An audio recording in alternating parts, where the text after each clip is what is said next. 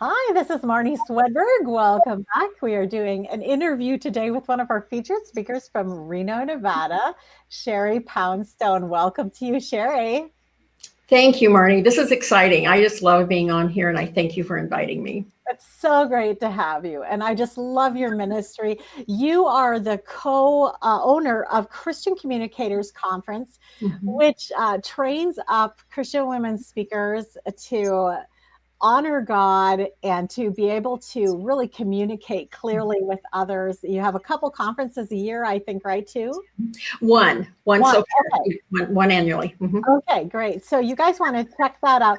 Sherry, you are in Nevada. So if you guys go to womenspeakers.com, you can click on Nevada there and she'll come right up. Or your own website is sherrypoundstone.com. So Correct. we are going to dive in here and share some of your favorite aha moments, some of your personal, delightful thoughts with God, things that have changed your perspective. And I'm so excited to hear your comments on these.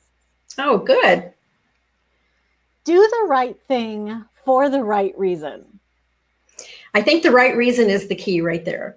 I believe that we can actually even make a right choice sometimes, but with the wrong motive.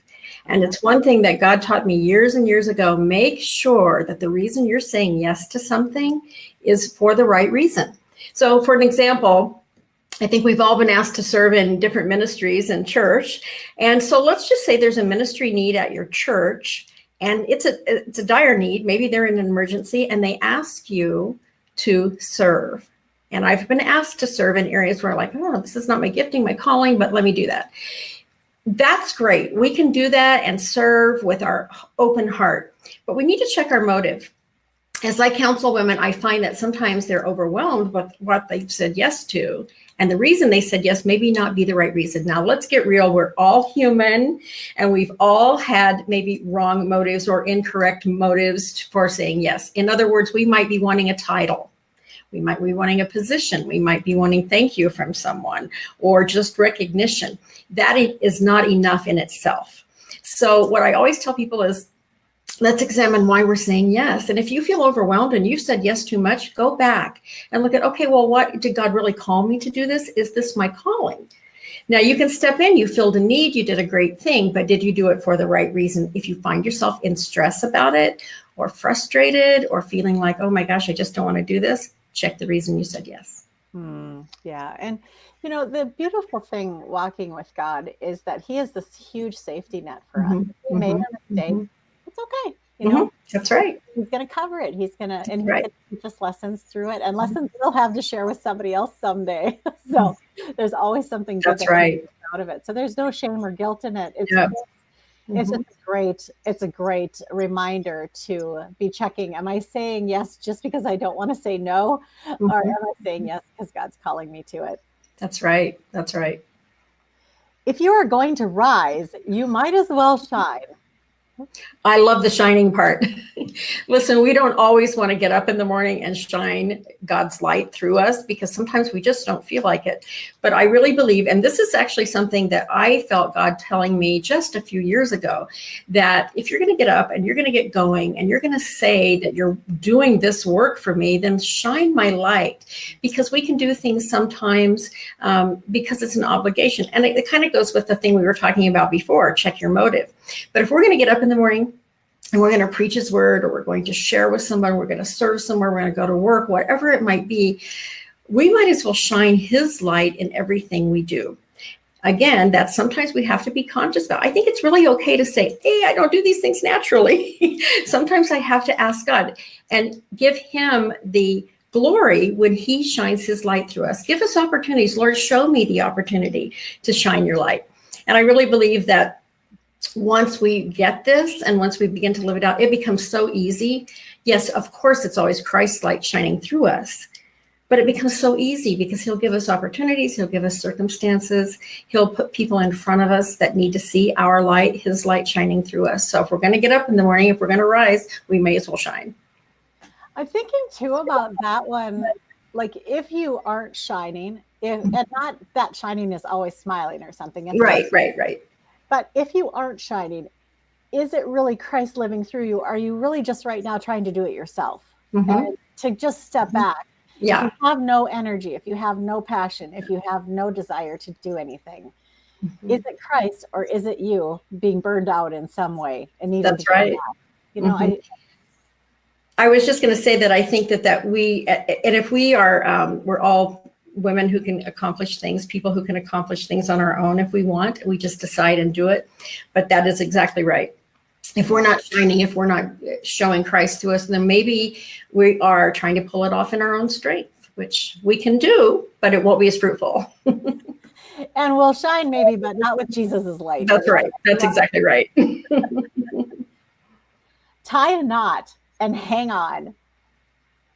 You know, tying the knot, you've seen those memes probably where there's a cat and he's hanging on a bar and he's saying tie a knot and hang on. A lot of times dentists used to put those on the ceiling. So when people went back in their chair, they're like, tie a knot and hang on. In our life, sometimes we can find situations where we really have no choice but just, you know, we feel like we're at the end of the rope. And I always say, tie the knot, hang on, but what is the knot? Again, is it us? We can be in circumstances, financial relationships, all kinds of different things. And we can feel like we're at the end of the rope, tie that knot and hang on, but don't make that knot our own strength, our own solving the problem. Let that knot be God and take that situation and go to the Lord with it. And he will, you know, he's the knot. He's the thing that's going to hang, you're going to hang on to. I really believe in my life, I've seen lots of situations where I did try to do it in my own strength, like we talked about before, or I just simply thought, well, I just am not a quitter. I'm not going to go anywhere. And so I tie the knot, but the knot is me. When I give it to God, when that knot becomes him, everything changes, the circumstance changes. And even if you're still in the situation, you don't react the same. At least I don't. When God is the knot that I'm hanging on to. And I think it's really important for us to understand that just because it's a knot doesn't make it a bad thing. You know, a lot of people think, oh, a knot, you got to get a knot out. No, sometimes you have to tie that knot because that rope, you're at the end and you've got to hang on to something. And that should be Jesus. I remember when Twyla Paris's song "Hold On" came out. Mm-hmm. And somebody challenged me. I'd sang it at church, and somebody challenged me that wasn't a biblical principle because it's God holding on to us, not us holding on to God. But there's actually a verse in the Bible that says, it's one of the prophets, and God says, he's to say to the people, as this belt, he ties a belt around himself, as this belt holds on to me, so I created you, the children of Israel, to hold on to God. Yes, and that is such a biblical principle. It's mostly God holding on to us. But then there's this part that we have to play. I always say, this is my part, this is God's part. Yeah. I do have a part, my little teeny part. And my part is to trust God, to hold on to God, to choose God. Yeah, love it, love it, love it. Right. Tie a knot and hang on. Know the word, live the word. Sherry, this has got to be like your theme, right? It is. I have all kinds of names for it, other phrases like walk your talk, walk the talk. The truth is we have to know the word to live it out. And this is what I always tell people. This is something that God gave me a long time ago. It is great to be in Bible study. It is great to be in church. It's great to watch sermons, to listen to sermons, to even study on your own. But if we take that word and we don't walk it out, if we don't live it, then it's something. James tells us that it's better to be doers of the word than just hearers. And that's a little bit of a paraphrase, but that's what he tells us. And there is something that is so powerful about this, because when we begin to actually live it out and test it out, and I can remember many years ago when I came back to Christ, I began to step out with, okay, well, maybe this really will work if I try this in my life in a difficult relationship or a difficult situation. So we need to know the word, absolutely. But I have honestly heard a lot of people quote scripture that are not walking it out and they're not displaying it in their lives. You know, it just happens. I've probably even done the same thing myself. So it's no condemnation, but we need to know the word, yes, but we have to live it out. But we have to know the word to live it out. So we need to be in the word. We need to be studying it. Yes, this is my favorite part. I always say that my calling that God has given me for speaking and for teaching is to help people with practical application of the word. Because again, it's great to know it, but how do we actually apply it in our life? When we run into that difficult situation, how do we actually live it out? Yeah. So, and this coming from a pastor's wife, right? So Very important here. Yeah, that's great. Walk your talk. It's the same thing. Really, walk your talk is the same thing as living out the word. But when we talk, this is another thing. We need to know the word to live the word. But when we talk a good story, so to speak, when we talk and say, this is who I am a Christ follower, we have to walk that out because people are watching. The world is watching. The world is seeking. No matter what it looks like, no matter what it sounds like on the news and in our culture today, people are looking for the answer, but they don't want to hear it necessarily. They want to see it. So let's live that out in front of them. And non-believers, people who are just doubting or questioning, or even the out and out atheists, what they're looking for when they watch us is, okay, Sherry, you say that you're a Christ follower. You say that you're this. How do you walk it out in your life? Now, I'm not perfect, so I have my moments. But what I have learned to do is when I realize that I am not walking my talk, that in some situation I didn't, maybe do the way I should have done, or the way I knew to do, or the way I knew God wanted me to do, then I just simply repent, ask forgiveness, and move on. So you don't stay in it, but we have to walk it out. People are watching, not only non-believers in the world, but other Christians are watching us to see, does she really walk what she talks? Yeah. And I mean, the balancing act there is that God is looking at our hearts. Like you said at the beginning, back to the motive. I can look a good look, but if God isn't directing me. And the other thing is sometimes what we're doing doesn't really look great to other people. It's not what they would have wanted us to do or whatever. That's right. But if God's pleased with us, we are walking the talk. The talk is, I trust you, living for an audience of one, you're me, so it's all kind of interwoven in a beautiful journey. It is. And it is the basis for my particular ministry. From day one, God was, okay, Sherry, this is what you need to work on. Therefore, that's what I want you to teach on. So it all intertwines. I mean, how many of our speakers at womenspeakers.com are sharing the story of how God took them through a situation and they walked with him by faith, and it didn't look great when they were in it, but he was always with them. And he brought his glory out at the end of it. Then you see, like the Bible's like that. We always walk through the Bible and we don't have to live through it. We can read through it and see right away, within 2 chapters or 5 chapters of what God's been doing there. That's so cool. Love always wins.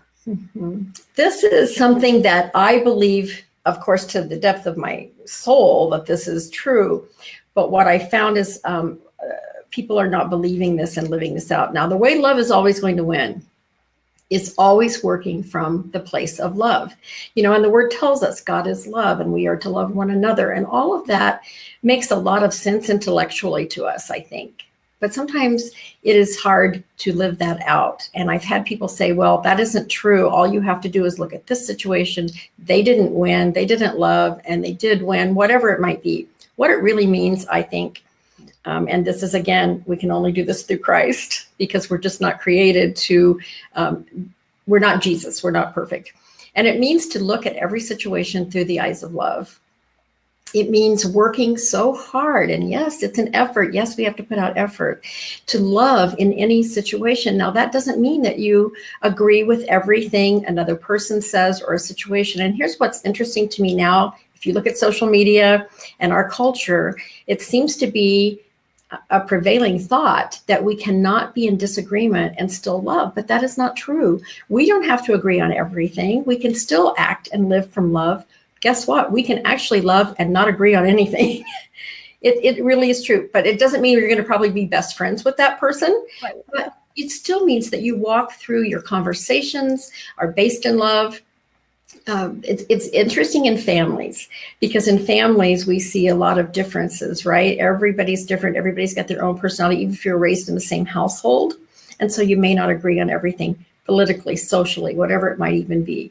But we can still work from love. And sometimes in a relationship, love always wins because you don't say anything. Sometimes God will just tell you, the Holy Spirit will say, back off. Just, or sometimes he'll tell you to say something. So I think it's an interesting concept. I think it's truth. I believe in it and I want to live it every day, but I find that it's something that people will actually argue with sometimes because the world doesn't know. but Christ's love always wins. And that's where we're coming from as Christ followers. I love that. That's so beautiful. We are already out of time, if you can believe it. Yeah. So great. Oh, and we lost you right there. I don't know what happened to Sherry, but anyway, thank you. Oh, there she is. You're back. You disappeared there for a second. Yeah, I don't know what happened. It just went off. Okay. Yeah. Well, anyway, thank you so much for joining us today. Thank you for your life and your ministry, and for a decade or longer of with us over at womenspeakers.com. So love having you there. All right. Thank you so much. I appreciate the opportunity. And you guys, thank you for joining us. And we will be back with another one shortly. And it is so great to always share these with you. If you want to learn more about Sherry and her ministry, visit sherrypoundstone.com or womenspeakers.com and click on Nevada. You'll find her right there. Thanks. Have a wonderful day. See you next time. Bye-bye. Bye-bye.